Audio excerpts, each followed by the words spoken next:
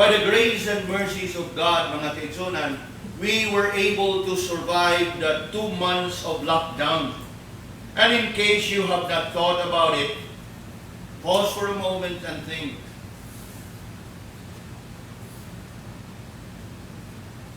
I'm sure you're able to tell yourself and say, bitaw no, nahuman na yun ang lockdown. Sure it did. By the grace and mercies of God, we were able to survive the past 2 months of lockdown. But, lest you be tempted in your heart to say, ibuinas lang yun, o giswerte ang tanan. May we be humbled in our heart and be quick to declare and testify in the words of the prophet that says, it is of the Lord's mercy that we are not consumed, because His compassions fail not. Pagbantay o pag-amping si Muhang kagalingon, that you will not fall into the trap, that you will not fall into the snare of saying, swerte pag yun. But be humble to acknowledge that the only reason that we are able to make it through these 2 months of lockdown, it is all because of the Lord's mercy. As the prophet would say, that we are not consumed because His compassions fail not. Now, after all that we have gone through and experienced ourselves, here is this one question that people would want to ask. How have you been coping with it? Some would ask, how have you been dealing with it? Nga naman, because this is the usual attitude of people. Giunsa man ninyo pag-survive. Giunsa man ninyo nga nagmalampuson mo o nalampasan ninyo. Yes, like the rest of the people in the world, we can succumb to discouragement and despair in the midst of difficulties. But, unlike the rest of the people in the world, we have a safe refuge where we can find relief, where we can have remedy, and we can have rest from all the difficulties and the distresses of life. Na atong balikan itong pangutanahan, giunsa man ninyo pag-overcome? How have you been coping? Now, oftentimes, kanina mga pangutana would demand an answer that is oftentimes human in nature. Human in nature simply means na, ako yung giagwanta, ako yung giantos, nagpantay yung may, gaamping ko sa kong kagalingon. Meaning, it's all about human effort. Nga magbantay kita, magamping kita, nga whenever we come across the thought, no, bitaw na, giunsa to na to. Now, it's not about us. It's all about the Lord watching over us. Yes, like the people in the world, we have been through difficult times for the past 2 months. Some of us may even have succumbed to discouragement and despair in the midst of difficulties. But, unlike the people in the world, we have a safe refuge. And in this safe refuge, we can run and find relief. There is always remedy, and there you can find rest. We love to sing that, right? Psalm 46. God is our what? Refuge. Yes. Like the people in the world, we go through these 2 months of lockdown, but unlike the people of the world, we have a safe refuge, where there is indeed remedy from all the burdens and cares, and there is indeed relief from all the troubles. Most of all, in there we can find rest. Reading through the Psalms, mga kaigsunan, you would often find God's people also going through difficult times. In fact, if you still can remember that psalm that we have read in our scripture reading, he was actually asking, how long, how long? For obviously, he was in a difficult situation, in fact, in a very dangerous situation. True, because that is what you will find in many of the Psalms. You will often find God's people in difficult times, in distress, and in danger. and how they would testify that in the midst of these difficult times, how the Lord has brought them and how the Lord has delivered them. As with the psalmist here in our passage for consideration, Psalm 77, we find Asaph bearing with extreme difficulties in life and have struggled much in it until he remembered the Lord. In fact, that's the title of today's message. I will remember the Lord.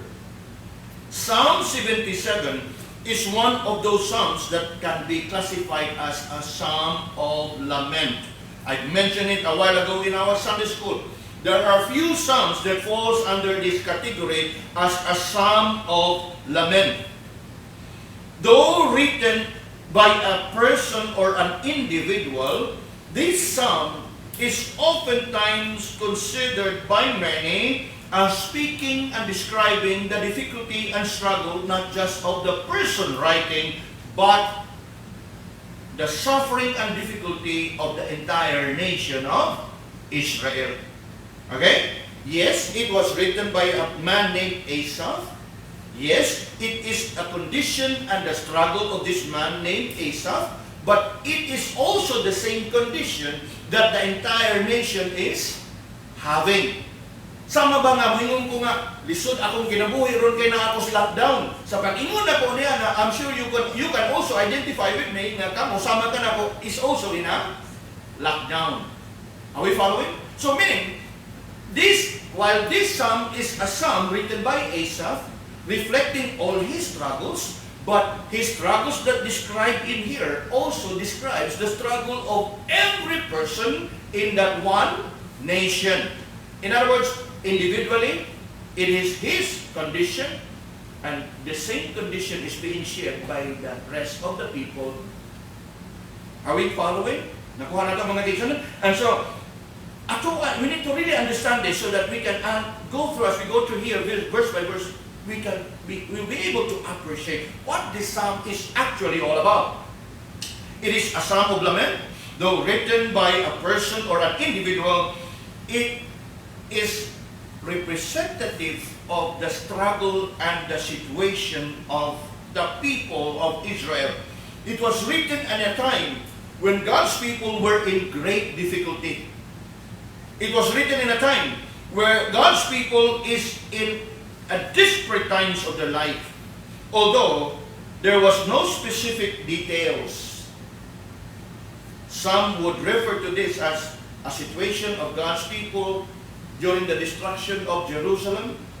Some would refer to this as a psalm of lament when God's people were being brought into captivity. We can never tell. But one thing is sure, nga kini nga salmo na isulat ni sa dihang naa sila nga sa grabe nga kalisod. And it is of no wonder that many would attribute this psalm written during the destruction of Jerusalem or in captivity, because it is in those times that the entire nation of Israel and the people of Jerusalem, for that matter, is indeed in difficult time. But nonetheless, what I want us to see in here is how the psalmist finds relief and remedy from all his troubles. That is what we are going to consider here. For as you can see, it would seem that he indeed is in a very difficult, distressful, dangerous, and desperate times. Though as I have said, no specific details were given, but what is interesting in here is how he finds remedy. Diin o sa unsang paagi nga nakakita siya remedyo o solusyon sa iyaha nga sitwasyon o sa iyaha nga kalisod. And you know what? This remedy is found and discovered by the psalmist or by the people of Israel, and even to us sa diha nga iyahang nahinumduman ang Ginoo. And that's why I titled this message, I Will Remember the Lord. Now, be ready as we go through these verses one after another. From verse 1 to verse 10, notice here how the psalmist recollected his struggles. The psalmist recollected. May nga naganitag recollected, iyahang gisaysay o iyahang gisubay sa iyang una ang iyahang mga struggle. looking at verse 1, we find the psalmist here testifying, I cried unto God with my voice, even unto God with my voice, and He gave ear unto me. Two things we can observe from here. Nga diha sa iyahang mga struggle, una, nisangpit siya sa Ginoo. Look at verse 1. Two things we can observe here. In the midst of trouble, the psalmist cried unto God. That simply means he called upon God in prayer. Ikalawa, o sa diha nga siya nisangpit sa Ginoo, he testified that the Lord also heard his prayer in times of his trouble. Can you see that in the last part of verse 1? He cried unto God, and then what? He gave ear to me. So, dawa kabutang atong makuha diha. Nga taliwa sa iyahang kalisod, nisangpit siya sa Ginoo, o sa iyang pagsangpit sa Ginoo, siya gitubag sa Ginoo. Now, isn't it a comfort to us, mga kaigsunan? Nga sa tanan nga dagan sa kinabuhi, hilabi na diha sa mga sitwasyon nga natas kalisod, we can always call upon God, and we can be rest assured that whenever we call upon God, the Lord will always be there to hear us. This should be our comfort, isn't it? Time and again, we are reminded of how God's people should respond in times of crisis. In times of crisis, this is what we should be doing. We cry unto the Lord. But, going down to verse 2 onwards, I want us to notice how the psalmist recollected all his struggles when he was in the midst of trouble. Notice how the psalmist recollected all his struggles when he was in the midst of trouble. Look at verse 2. In the day of my trouble, I sought the Lord. My soul ran in the night. Now, please look at this carefully. My soul ran in the night. The word here translated soul refers to that gesture of rising and raising up your hand. You know, God's people, the Hebrew people, the Jews, whenever they are earnest in their prayer, they oftentimes would lift their hands unto the Lord. Unya, kanang ningon diya sa isap, my soul ran in the night, simply means nga namuy-puy ng iyahang kamot sa iyahang pag-ampo. That is what it means. My soul ran in the night. It means that his hands was stretched out all through the night, obviously in prayer, and then what happens? What happens? Ingon diya, and cease not. My soul refused to be comforted. In other words, sa diha nga gisangpit niya ang Ginoo, bisan tuod og nga gidungog niya siya sa Ginoo, apan dihay mga panahon nga sa iyahang mga pagsangpit sa Ginoo nga nakaisa niya ang kamot, gipuy-puy na iyahang kamot sa iyahang mga pagsangpit, diha sa iyahang mga pag-ampo. That is what it means. My soul ran in the night and cease not. Apan wa gid siya maghunong, wa gid siya muhunong sa iyahang mga pag-ampo, and then what? Because what? Because he is in deep trouble. How do we know? Last part of verse 2. My soul refused to be comforted. Sa ato pa, grabe ang kahintang o kasamok na iyahang gibati. Grabe kalisod ang iyahang sitwasyon. Kay bisan og gaampong na siya, kunya gani na it should have comforted him that the Lord hear his prayer, and yet he refused to be comforted. You know, mga kaibigan, we may never know the exact situation that the psalmist is experiencing, but it should tell us one thing, nga dili ito basta-basta nga kahintang og kalisod ang iyahang gisagubang. Because he refused to be what? Comforted. Bisan pa man, og ningon na siya nga gidungog siya sa Ginoo. Now look closely in verse 2. My soul refused to be comforted. In those difficult moments that he recollected, he find himself calling upon God, yes, but the sad thing is, he refused to be comforted. Now, kung ang Ginoo dili na gani maka-comfort nimo sa imong paminaw, then you will end up comfortless. Kay kinsa pa may maka-comfort nimo, kung mismo ang Ginoo nga imong gisangpit nga nitubag nimo, dili nang maka-comfort nimo. Look again in verse 2, last part. My soul refused to be comforted. In other words, nagdumili siya. nga ma-comfort sa Ginoo. That as you can see in here, tingnan daw, in the day of my trouble, I sought the Lord, and ceased not. Ceased not simply means he could not sleep.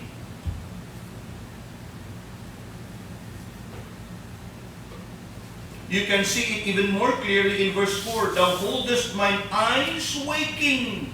Dili kong makatuog, kanunay lang yung kong magmata. Nga naman, because he is in deep trouble. Look, my soul refused to be comforted. That's why he cannot sleep. And what does it tell us about him? It simply tells us that he is restless and sleepless. Isn't it true? Come down to verse 3 now. I remembered God.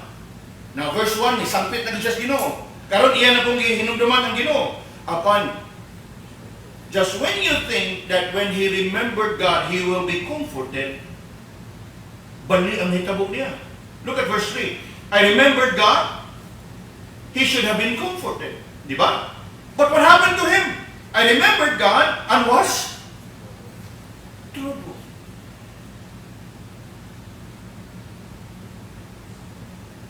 It was indeed a very deep trouble that the psalmist is experiencing. That even when he already had prayed, he still refused to be comforted. That even when he remembered God, he still remains to be in trouble.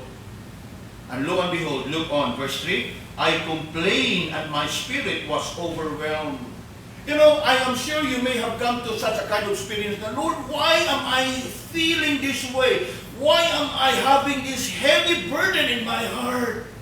Nga ako naman yung gidool nimo, nga ako naman yung giampo diya nimo. You know, mga kaigsunan, it is during this time sa tuang kinabuhi, nga diin, mahiagong kita diha sa grabe nga mga kahintang mga pagsuway, that what seemed to be a pure and simple disturbance or test or a time of trouble would somehow result to what? Doubting God would bring about that kind of attitude that when we are supposed to be comforted at the thought of God,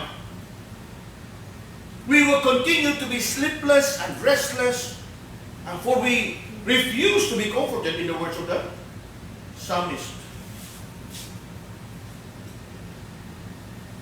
And coming down to verse 3, yes, he mentioned he remembered God, but just when you think that when he remembered God, he will find comfort in God, what happens?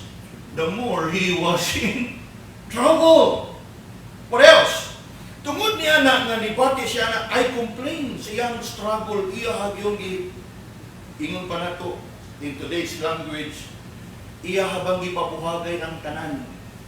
He poured out his all. Look at this. I complained, and my spirit was overwhelmed. He thought about God, but to the psalmist, the more he thinks about God, the more he is in trouble. How can that be? How can that be? He was troubled and disturbed. You know, mga kigsunan, if you would reflect upon verse 3, maghatag ka na nimo sa kasayuran o hulagway that there seems to be something that is troubling him. Nga naman? Because when he remembered God, he was in trouble. In other words, he may have called upon God and cried unto God, and he testified the Lord gave ear to his cry, yet there is that sense of hesitation on his part. Nga bisan pa man tuod o iyahan ang gipadangan sa Ginoo, pero he refused to be comforted. He remains to be troubled and disturbed in his heart. Look at verse 4. Thou holdest mine eyes waking. Bisan tuod sa iyahang kahintang, he refused to be comforted. He is sleepless and restless. He acknowledged here in verse 4, Thou holdest mine eyes waking. Huwag yung kunin mo pagkatulog ka, Ginoo. Wow. Sleepless and restless, right? Then come down to the last part of verse 4. I am so troubled that I cannot speak. So, what? Restless, sleepless, speechless. Naabay mga sitwasyon o panahon nga kita naa sa grabe nga kalisod, murag na hugdan na kita sa ato ba nga mga remedyo nga gihunahuna. Wa na kita kasulti. Nga usahay mablangko na lang bitaw kaniya, maglingkod sa kilid.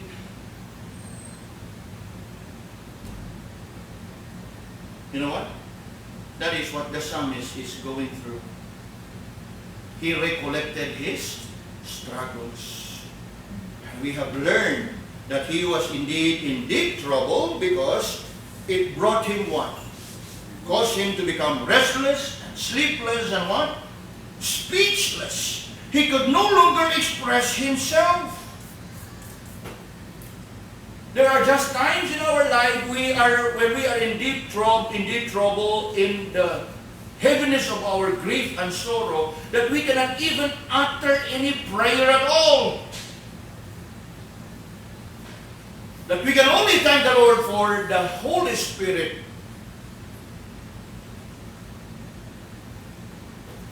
that He will utter those that we cannot utter for ourselves.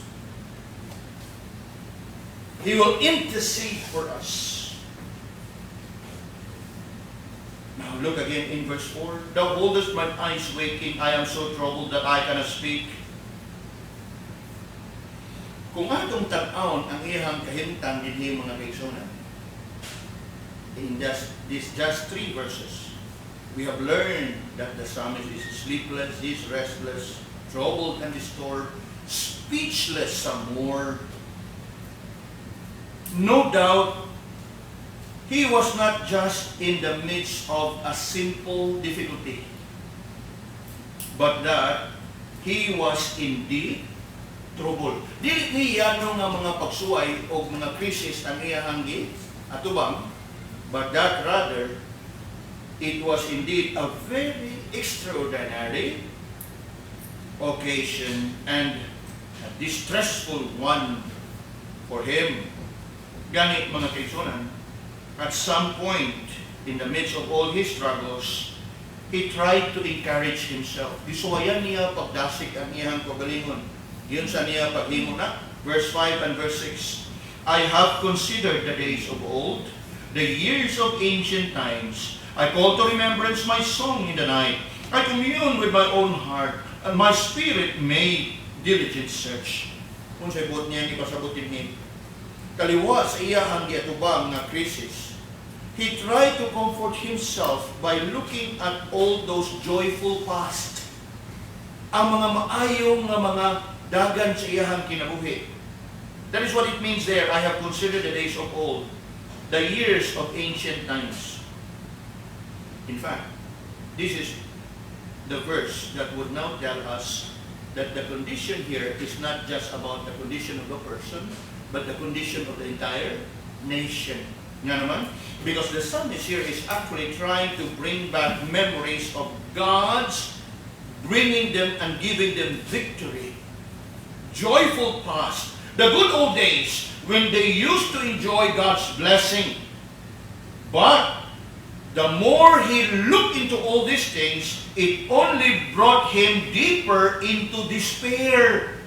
The more he would think about all these things, the more it caused him to be desperate diha sa iyang kaugalingon. Nga naman, tanaw ang katapusan nga bahin sa verse 6. When I recall to remembrance my song in the night, ingon siya, I commune with my heart and my spirit made diligent search. In other words, he examined himself. Nga iyahan ang gisuwayan, pagdasig ang iyang kagalingon, thinking of the good old days in those times when they used to enjoy God's blessing in abundance, yet ang iyang kasing-kasing still refused to be comforted. That it caused him to what? To have that to make that diligent search. Yes, it only led him to ponder, making that diligent search, and which in turn brought him to questioning. Now, let me bring to you the progression here. Verse 1 and 2, we find the psalmist praying. Then verse 3 to verse 6, we find the psalmist remembering. He praying, right? Verse 1 and verse 2. And then, he recollect his struggles in verse 3 to verse 6. And in the midst of all his struggles that he is remembering and recollecting, he ended up here questioning. He ended up here questioning. Now, if you want to remember it quick, this is a progression from what? Wailing. He was lamenting, he was praying. And the more he wailed before the Lord, he continued to be worrying. And in his worrying, he come to a point of wondering.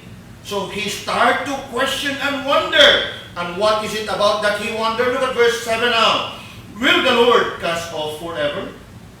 And will he be favorable no more? Is his mercy clean gone forever? Does his promise fail forevermore? Hath God forgotten to be gracious? Hath he in anger shut up his tender mercies? So taliwa sa iyahang mga struggle. Yes, he tried to pray. Apat murag ang iyahang prayer, murag wag gihapon naghatag kaniya o kahupayan. And that's why after all his praying, he continued to remember all his struggles. And in remembering all his struggles, it brought him to what? Questioning God.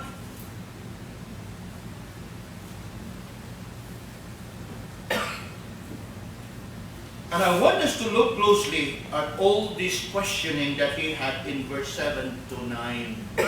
As you can look at this, I want you to notice that he actually had 6 questions in these 3 verses.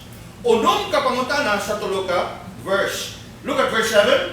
Ingon diha, will the Lord cast off forever? And will he be favorable no more? Duha. Verse 8. Is his mercy clean gone forever? Does his promise fail forevermore? Duha. Verse 9. Hath God forgotten to be gracious? Had he in anger shut up his tender mercy?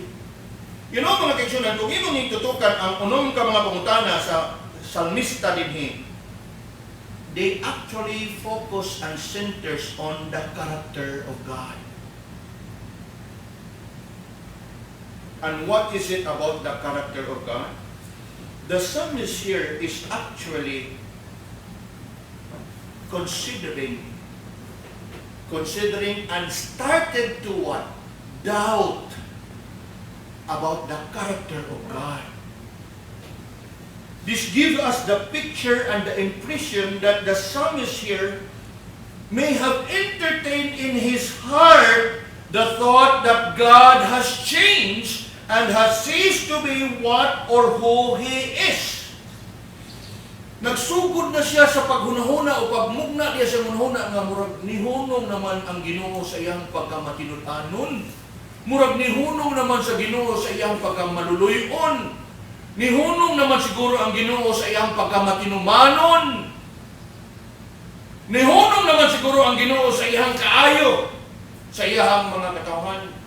That is actually what the psalmist here is entertaining in his heart and mind. That when he used to think about God so great and so highly, he's now start to entertain that perhaps God has changed and has ceased. She simply means has stopped to be what or who He is supposed to be. Naman, as we think about the character of God, we know very well that He is a compassionate God. That we know very well that He is a merciful God. We know very well that He is a faithful God. We know very well that He is a gracious God. These are actually the characteristics of God that the psalmists here have been questioning about. Has God stopped to be merciful? Has God stopped to be gracious? Have He forgotten His promise? In other words, he questioned the faithfulness of God. He questions God being a covenant-keeping God. You know, mga kaibigan, to certain level and extent, kita usab nakaangkon o nakaabot niining sitwasyon na nga diin nakapangutana buta makaprovide ka ang Ginoo ani. There are just times that we seem to entertain doubt.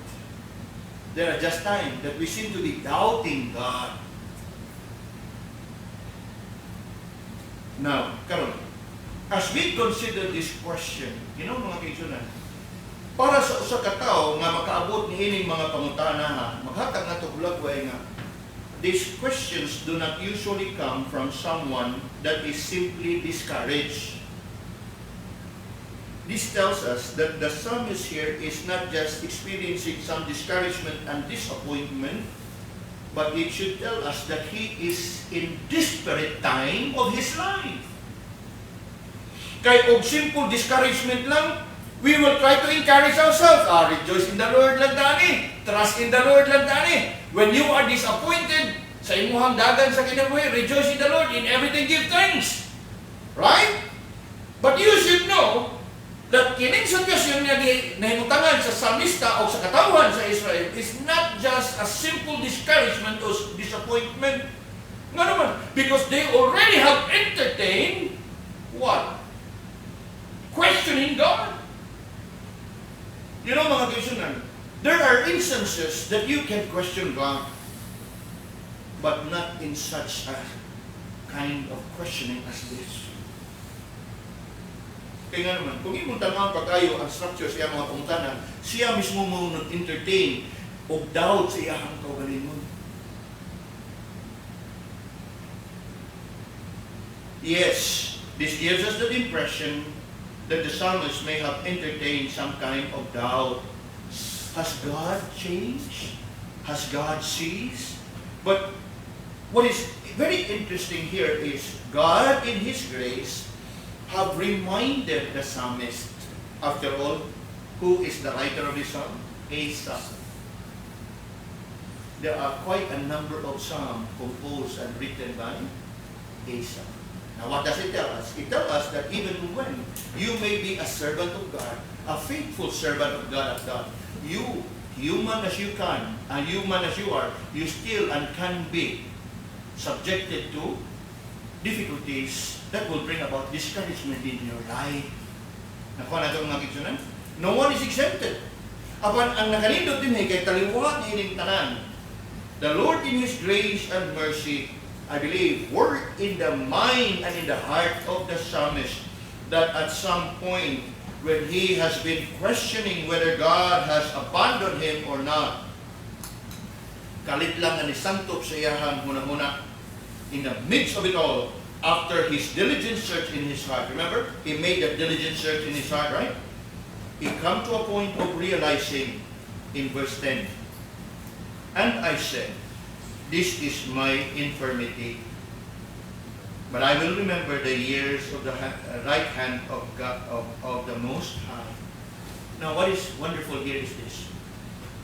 Taliwa sa iyahang mga pangutana, just when he was about to fall into doubting God and questioning God, he reminded and was reminded in and by himself.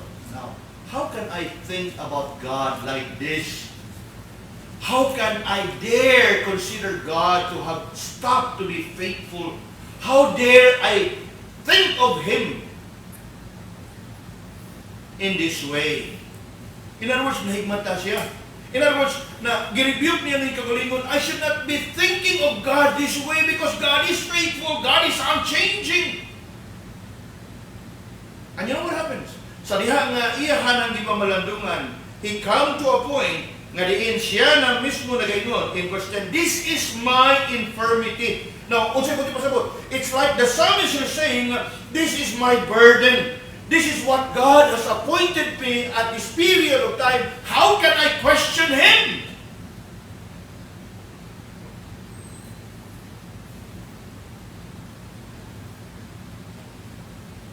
Remember Job? There was a time that he would want to talk to God and bring his case before God. And yet, God is nowhere to be found. Upon sa tanan niya, nga struggle siya kasing-kasing, he come to a point of testifying and declaring that when he had tried me, I shall come forth as gold. Somehow, mga kaigsunan, daw susama sa ingon ni Ana ang natagamtaman ni Esau ni ining tungura. Just when he was entertaining doubt and has been questioning God's dealing with him, he was brought to his own senses and come to recognize that the problem is not with God, but the problem was in him. That's why he was quick to say, "This is my infirmity. This is my lot. This is my portion. This is what God has appointed for me in this period of time." In other words, nahigmata siya. He come to realize that what is happening to him is the real thing that was purpose for him by God. And that he come to realize that since this is the very portion that God has for me, therefore I must bear this. I must go through this in patience and with faith.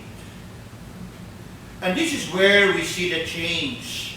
Nga naman, when he was brought to his senses, when he come to realize that this is his infirmity, you can now notice from here onwards the change of the tone. Nag-usap ang iyahang tono diha sa iyahang salmo. You can change the tone of his voice and the message in his sound from the spirit of despondency to that of hope. As you can see in here, beginning in verse 10, you would find the psalmist in here, remember the Lord. Verse 1 to 9, the psalmist recollected his struggles. Verse 10 and up to 20, the psalmist remembered the Lord. And look at verse 10 now. And I said, "This is my infirmity." And look on. "But I will remember the years of the right hand of the Most High. I will remember the works of the Lord. Surely I will remember thy wonders of old. I will meditate also of all thy works and the thoughts of thy doings." Ganiha, ang kanunay niyang gi-remember ang tanan niyang struggle. Karon taliwat siyang struggle, mas gipili niya nga niyang hinumduman ang kaayo sa Ginoo. Nausap ang kahimtang niya? Wala. Pero nausap ang iyang panglantaw diha sa iyang kinabuhi. I want us to notice here that sa diha nga nakita niya that this is his infirmity. I want us to see in here the resolve, that firm decision, that determination on the part of the psalmist no longer to recall all his struggles, but that of remembering the Lord. Look closely in verse 10 to verse 12. Ato na lang gibasa. 4 times you would find the word, "I will." 4 times. From verse 10 to verse 12, 4 times you will find the psalmist here said, "I will, I will, I will," right? And then 3 times out of 4, he said, "I will remember." And then once he said, "I will meditate." In other words, bisan pa man og lisod ang dagan sa kanibuhi, mo ni akong kanunay buhaton.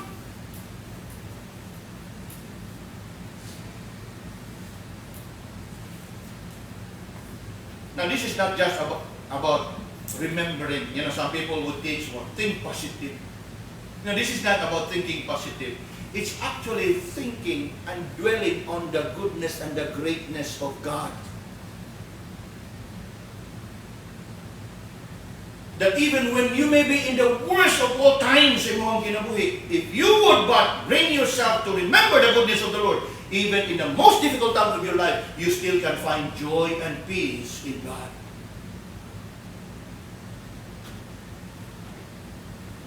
This is not about being optimistic or positive thinking. Kaya nga naman, the situation remains the same. Ang nausap, ang inyong panglantaw sa kinabuhi.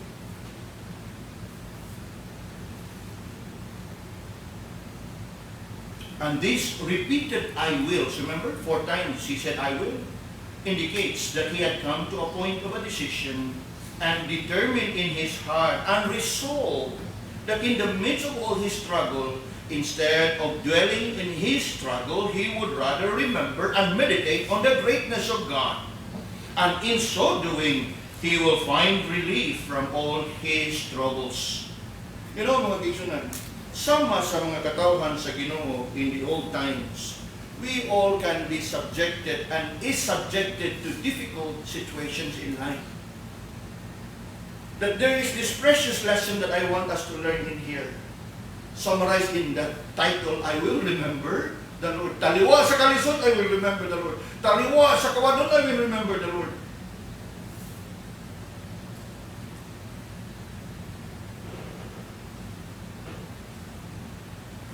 Yes, something for us to learn.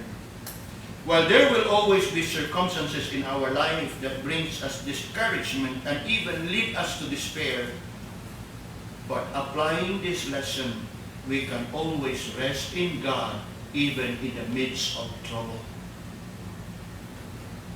And how to go with it? Make that resolve. I will remember.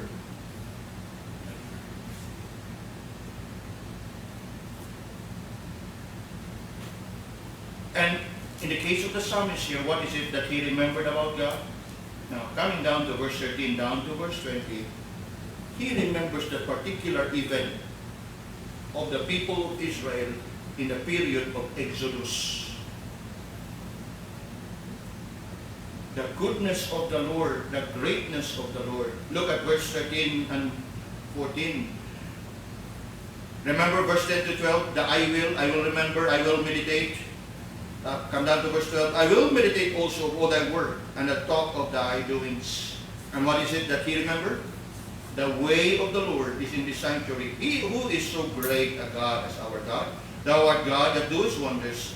Thou hast declared thy strength among the people. What is it about God that he remembered in these particular verses? He remembered the Lord's greatness. Lord, you are great. I should not be doubting you, for thou art great. Look at what he said here. Thou art a God that doest wonders. Thou hast declared thy strength among the people. I should not and should never be doubting you, should not even entertain any doubts of you. Now what else? He remembered the Lord's greatness, and what else? Coming down to verse 15, he remembered the Lord's faithfulness in keeping his covenant with Abraham in bringing his people out of Egypt. What does verse 15 tell us? Thou hast with thy arm redeemed thy people, the sons of Jacob and Joseph.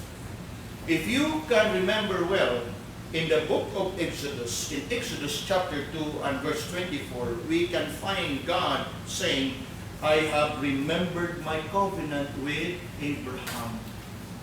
I have heard all the struggles of my people. And so, Exodus chapter 3, he raised up Moses and called Moses and sent him back to Egypt. And that is what verse 15 is telling us. Thou hast with thine arm redeemed thy people, the sons of Jacob. Who are the sons of Jacob? Israel. Remember? And then special mention, the sons of Jacob, and then what? Joseph. Now all this because God remembered his covenant with Abraham. So what did the psalmist here remember about God? He remembered God in his greatness. He remembered God in his faithfulness. What else? Coming down to verse 16 to 18, he remembered the Lord's wondrous works that he wrought upon his people. Now what is it about? Verse 16, the waters saw thee, O God, the waters saw thee. They were afraid. The depths also were troubled. The clouds poured out water. The sky sent out a sound. Thine arrows also went abroad. The voice of thy thunder was in the heaven. The lightnings lightened the world, and earth trembled and shook. What is it all about? You know, the point when God's people was caught up in between the Red Sea and the chariots of Pharaoh. Just when the people have murmured and complained against Moses, mao ba ni nga gidami nimo dinhi in wilderness so we will die by the waters? little did they know that they are about to see great and wondrous works by God. And what happened, right? We know very well, right? That there was the parting of the Red Sea. And isn't it what Asaph here said in verse 16? The waters saw thee, O God, the waters saw thee. They were afraid. The depths also were troubled. Nga naman, the waters parted, people of God were able to cross over, and then after that one, waters swallowed up the armies of Egypt.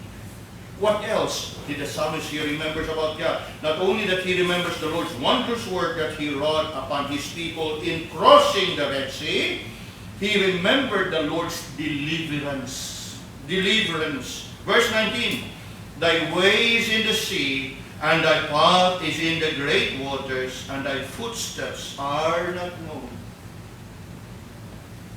The wondrous work in parting the Red Sea. The Lord's deliverance, because in parting the Red Sea, He was able to bring His people to cross over the Red Sea.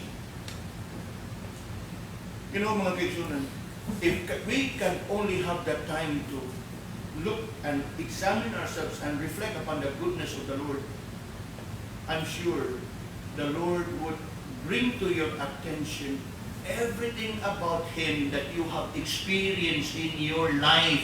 And if you are able to bring all these things to remembrance, it will be enough to bring you comfort and joy even in the midst of difficult times.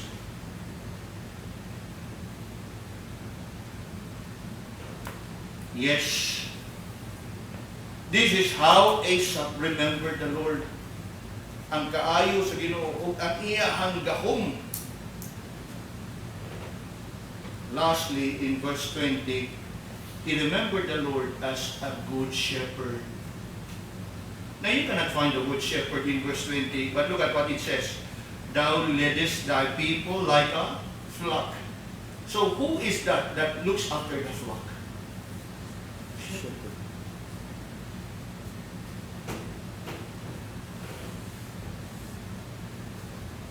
Yes, this may be an account bringing to mind the Exodus account, but there are too many things in here that you can remember about God.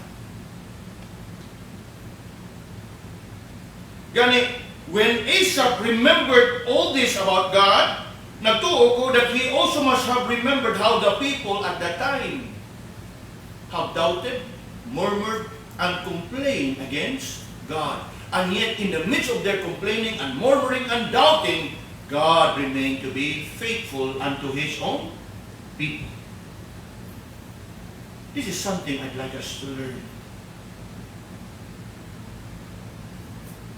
That even when we fall into that sin of unfaithfulness, the Lord will remain to be faithful. Remember, He is the God that is immortal, invincible, God only wise. He is unchanging. Asaph struggled through difficult times in his life, as we have just seen. But not until he remembered the Lord. The struggle remains, but his attitude, his outlook, his perspective, in the midst of all the trouble, has changed. That like Asaph, mga kigsunan, let us learn this lesson well.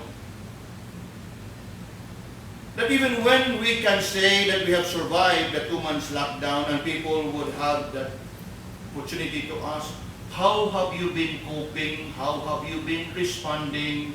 May we be quick. Oh, I simply remember the Lord.